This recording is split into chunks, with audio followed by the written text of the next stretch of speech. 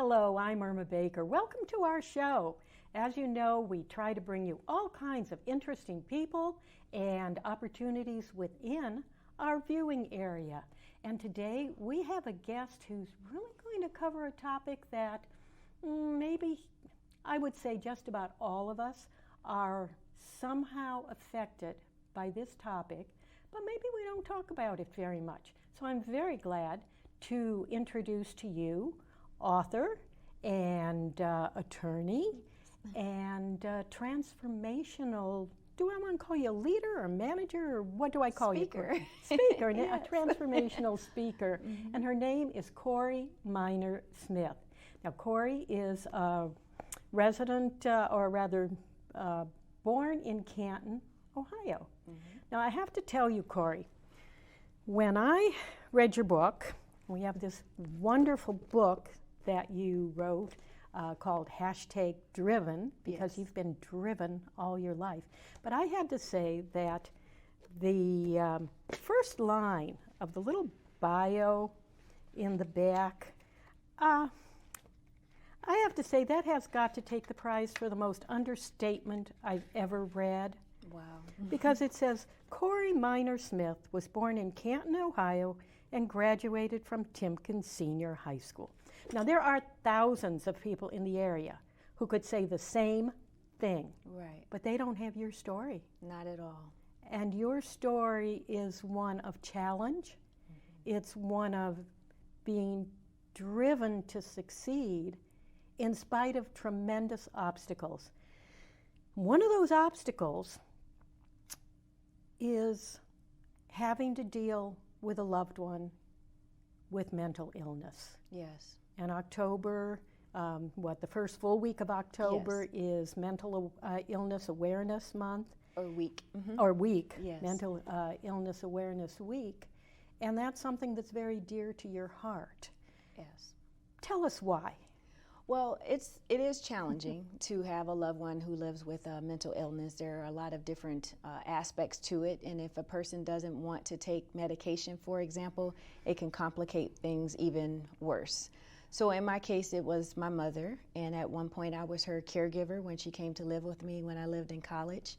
And I must say that was a very stressful time, but I learned that I didn't have to do it on my own. And with that, I learned about resources in the community. And that's what I share with others, to understand that they don't have to do it alone and that there are resources available in the community. What did you learn about the personality of people with mental illness? Well, it can change at any given moment. And again, without medication to control some of the behaviors, it can be sporadic, unexpected, sometimes volatile. And it's important for people who love these individuals and want to continue to provide care for these individuals to understand the boundaries that they may need to make in order to stay safe themselves. So I just share as much as I can to help other family members and loved ones that have a loved one living with mental illness, because sometimes you might just be stressed out to the max and feel like you just cannot be involved in the situation at all. And at those times, I strongly suggest having community resources available to help you out. We'll talk a little bit about how people can find information about that a little later in the show. But you know, you say it can be stressful, but your whole life was stressful. Yes. I mean, like I said, that first line of your bio at the back of the book just does not state what you went through. It wasn't just when you were in college that your mother was dealing with mental illness. Right. And you had many challenges and stresses yourself beyond that. Absolutely. You know, it said that you went to 13, 14, 15 different schools. And that's quite honestly the significance of Timpkin Senior High School. So some may say, you know, what's the big deal about Timpkin Senior High School? But it's important to me because it was my 14th school, and it was the first time that I went to one school for a full school year, and ultimately I graduated from Timpkin Senior High School. So it's significant. It will always be significant, even though it's no longer in existence. But the teachers who were there that helped me, my guidance counselors that were there that helped to pave a path for me in knowing that there were possibilities and opportunities for my future. And I really will never be able to thank them enough for that guidance. we don't know until we're well past school days just how much we are influenced by our teachers. Absolutely. Because I've reached out to my teacher. She wasn't one of my subject matter teachers, but she helped us during study halls and things of that nature, and that's Miss Norma Washington. She lives in Florida now, and she does have a copy of the book as well, but she would have never known the impact that she had on my life. But for me speaking about her, most any time I do a speaking engagement, I mention her. And there have been people like her sister who heard her name and contacted her to let her know that I've been sharing this story about her. And now it's in a book, and she's able to see the impact, read about it, and hopefully recall that same day when she helped me fill out applications. Well, going back even before that, you recognized that your mother had mental illness. When did you first know that? Well, going back, I can think of even a time when I was younger, maybe even 4 years old. But as far as me recognizing and being involved with taking her to the hospital, I was about 13 years old.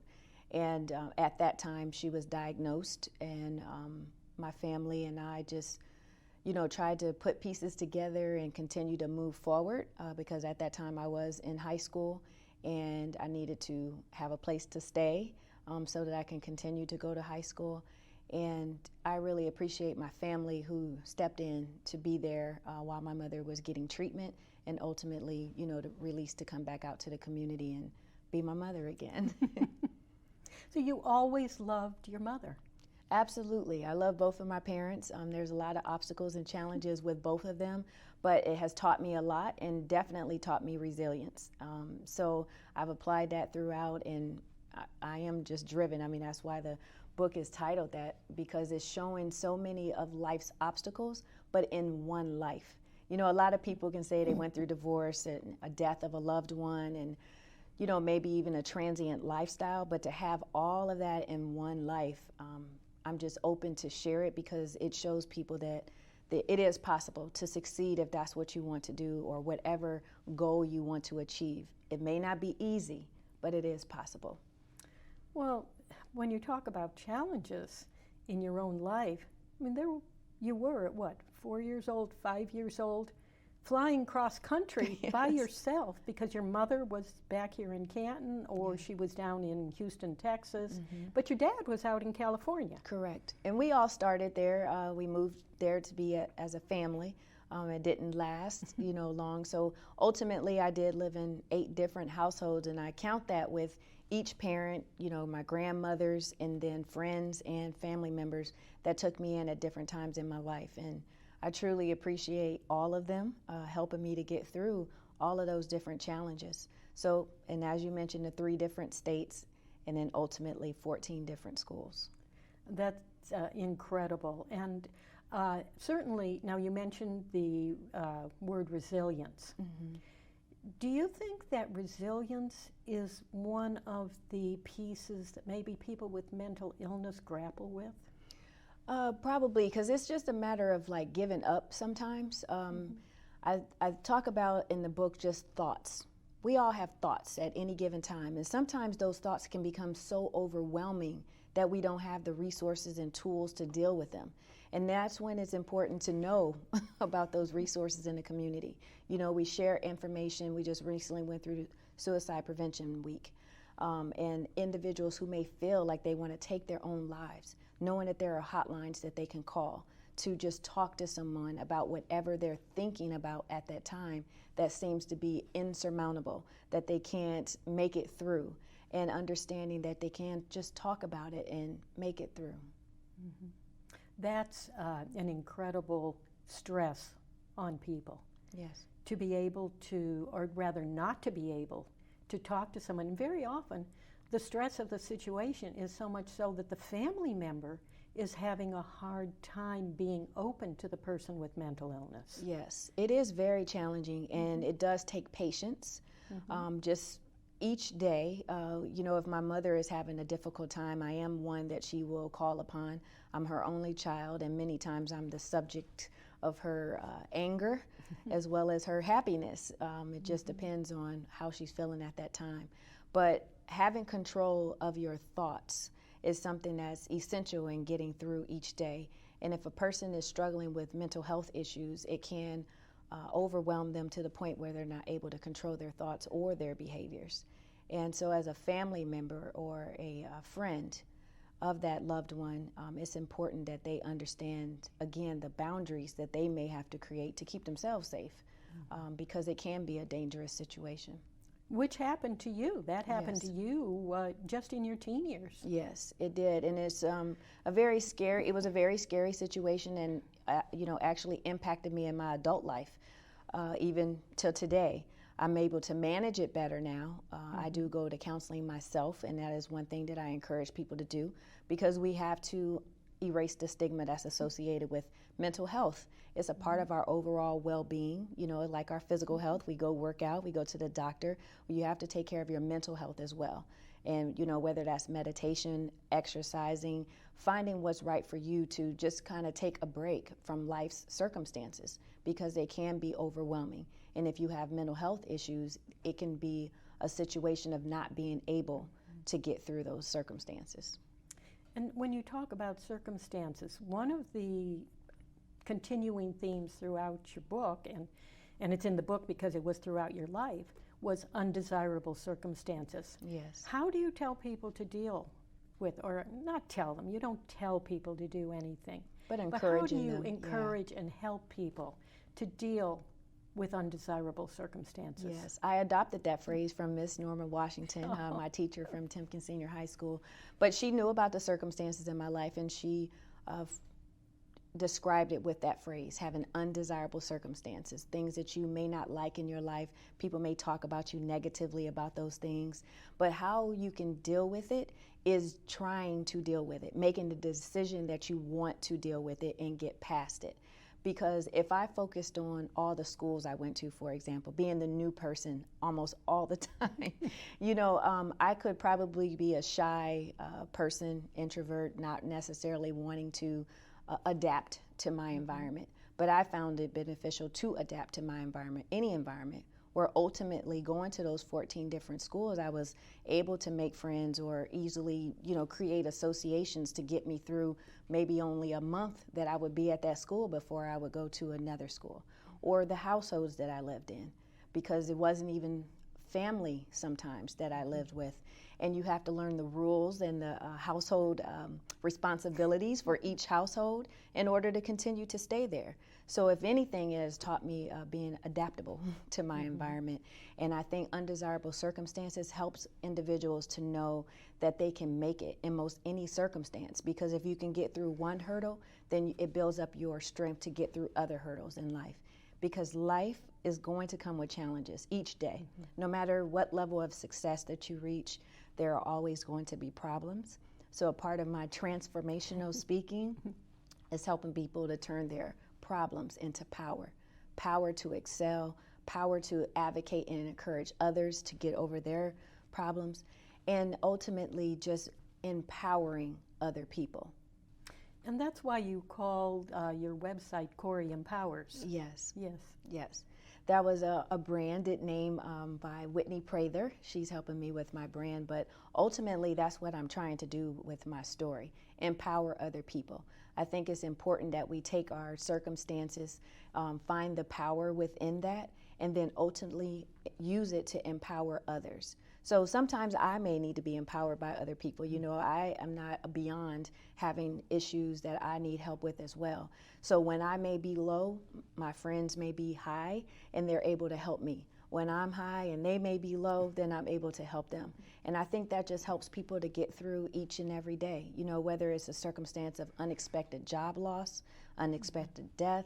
We have issues that we will face each and every day, and we have to be able to continue to move on with our work day, with our school day, or whatever it is that you do, volunteer, because the people that you serve ultimately need you to continue to serve in order for them to have their needs fulfilled. So learning how to turn your problems into power, I think, is essential for all of us to continue on and have successful lives. Not only is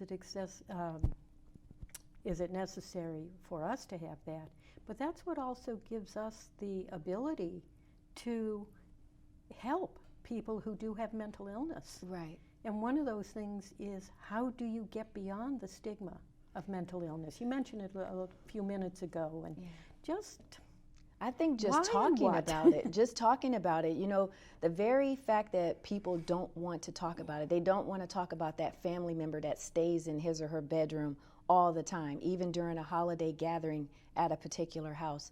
No one wants to talk about that family member that you may see walking along the streets of downtown in whatever city, USA.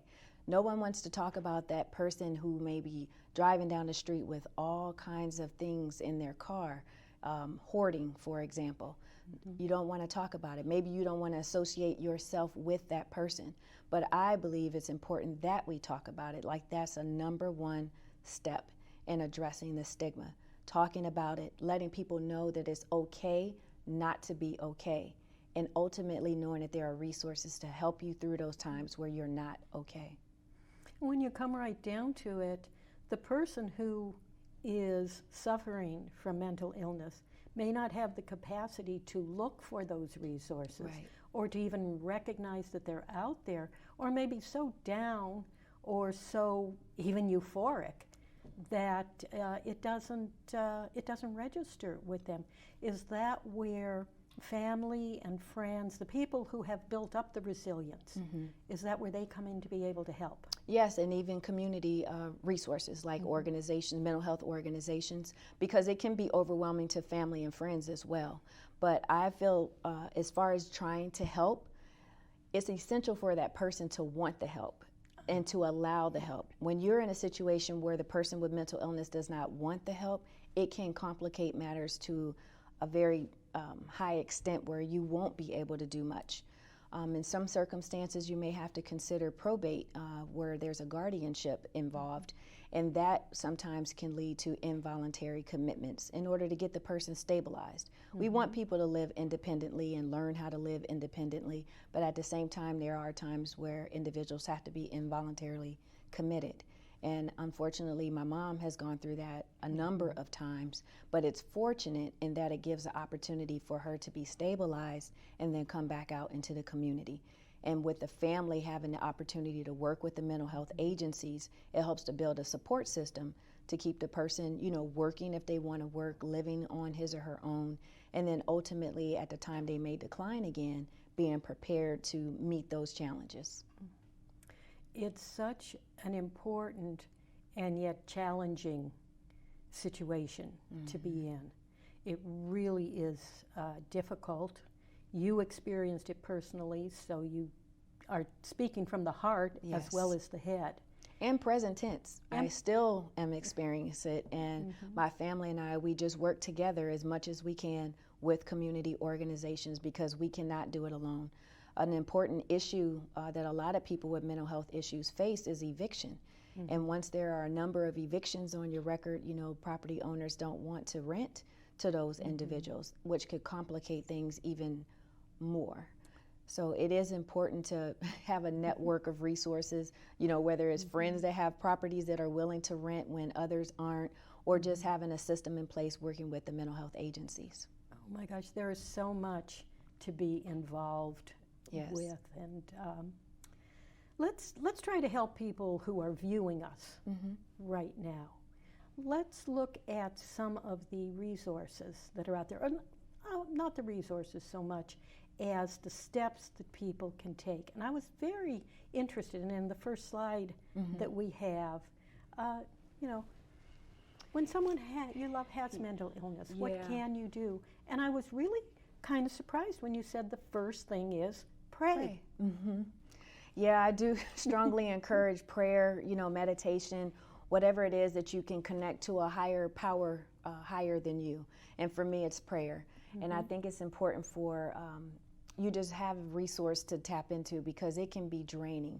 I am not here to profess that this is an easy situation, but I am here to encourage people to hang in there and to continue to be a part of their loved ones' lives.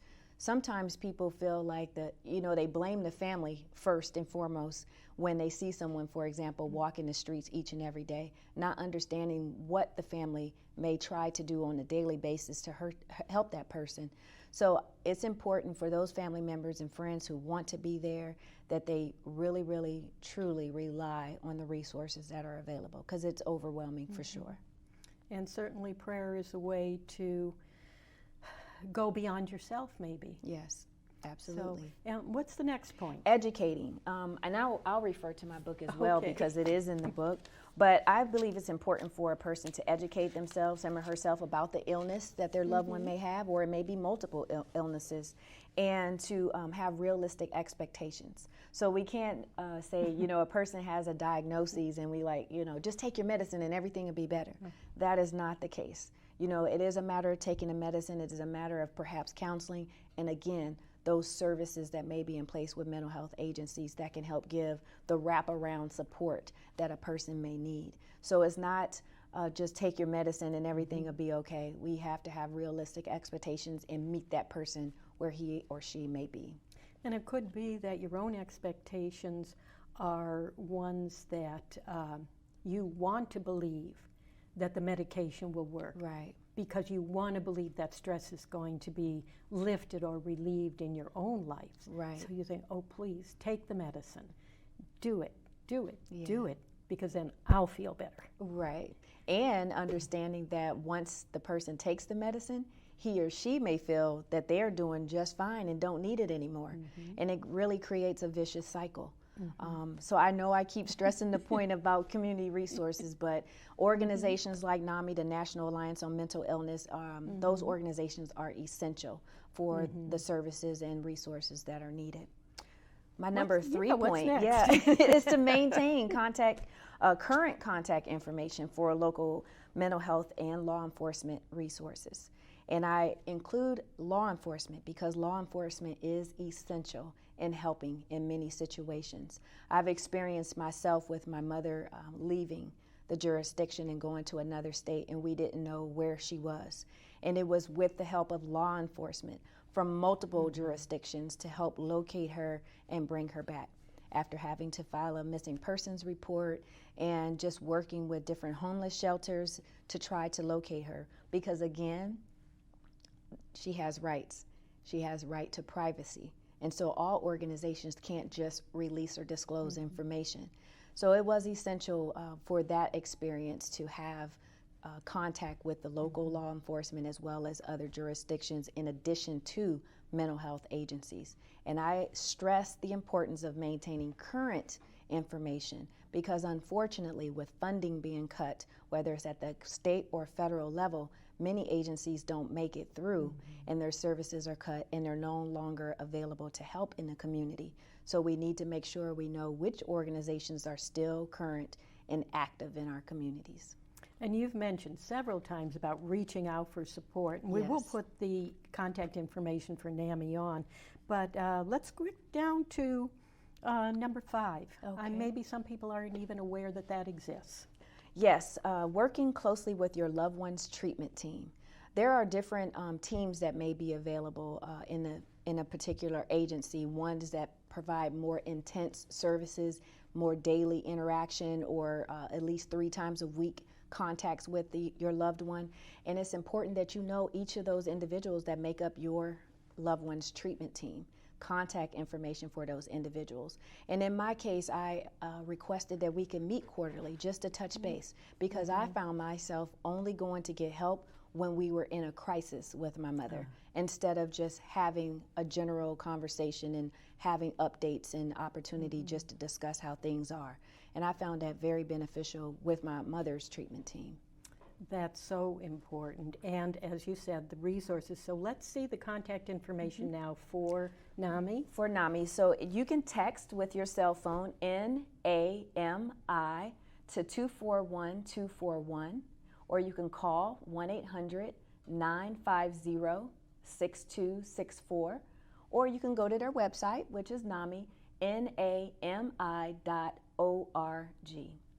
So one last thing I want to ask you. Sure. How do people get in touch with you if they'd like to have you come and speak to them? Sure. Well, they can simply call 330-452-9937 or go to my webpage, which is CoreyEmpowers.com, CoreyEmpowers.com. And I'm on all forms of social media, Instagram, Facebook, Twitter, and the like. So there's no problem in finding you. And you are available to speak to groups and organizations and such. Yes. Corey, it has been such a flying time. It went by fast. Yes. So thank you so much. Thank you so much for coming and being on our show today. And thank you, everyone, for viewing it. Yes. We hope that you have learned something new today and perhaps something that will help you in whatever life situation you find yourself in. So for us here at RSVP, thank you so much for tuning in and have a wonderful day.